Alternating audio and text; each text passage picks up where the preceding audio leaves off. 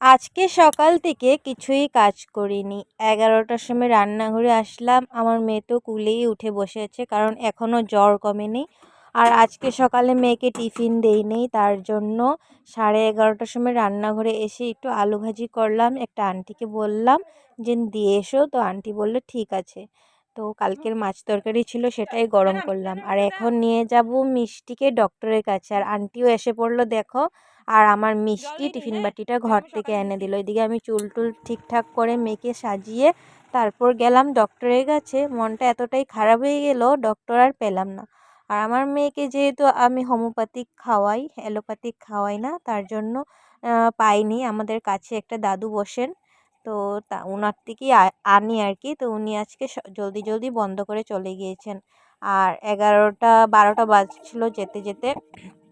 তারপর দেখো কালকে যে কাপড়গুলো ভিজা ছিল সন্ধ্যার সময় উঠিয়েছিলাম, সেগুলো কাপড় 12টার সময় মেলে দিচ্ছি। আর এসে অত একটা কাজ, মানে ঘর মুছলাম আর মেয়েকে একটু ঘুম পাতিয়েছিলাম। আর এদিকে দেখো জলটাও ভরে নিচ্ছে। কোন কাজটা আগে করব বুঝেই পাচ্ছিলাম না। আর আজকে সকালে যেহেতু জাবরার গাড়ি আসলো, তা আমি মানে জাবরা ফেলিয়ে আবার স্নান করে ঘরে ঘুমিয়ে পড়লাম মেয়ের সাথে। মেয়ে অনেকটাই কান্নাকাটি করছিল।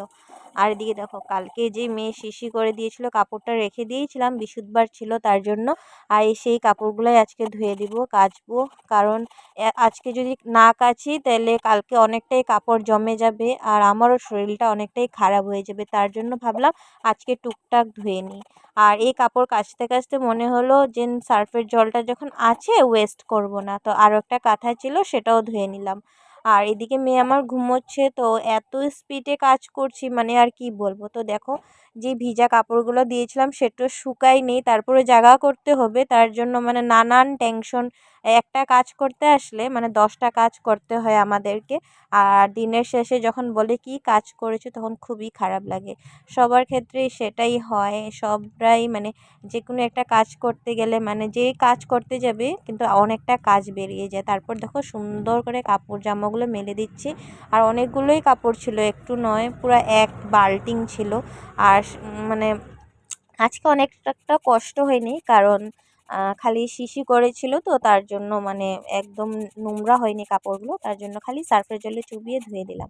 আর এদিকে আজকে সকালবেলা উঠানটা ঝাড়ু মারিনি, তো স্নান করে পুজো দিব, তার জন্য উঠানটা ঝাড়ু মারলাম।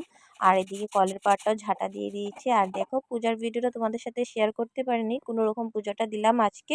মেয়ে উঠে গিয়েছে আর মেয়ের অনেকটাই জ্বর আসলো, দেখো আবার বিকালবেলা যাব।